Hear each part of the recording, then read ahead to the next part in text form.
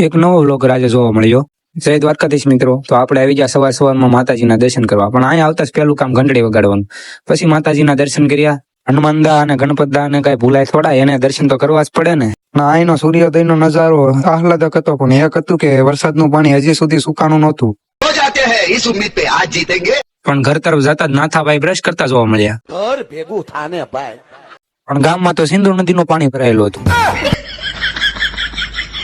પછી તો સાગરભાઈ જે કામ કરતા હતા કડિયા કામ, તેનું કામ જોવા ગયા। પછી આપણે ફોન આવતા જ દુકાને દૂધ લેવા ગયા। દાદાને દૂધ આપ્યું। દાદાએ તો મસ્ત ચા બનાવી આદુ વાળી। પણ તમને તો ખબર જ છે કે આપણને મફતનું હદે છે, એટલે આપણે મફતની ચા ઠપકાઈ। પછી સંધ્યા થતા જ માતાજીની આરતીનો આનંદ માણ્યો। ત્યાં તો ટકી આવી, મને લ્યો કાકા વ્લોગમાં।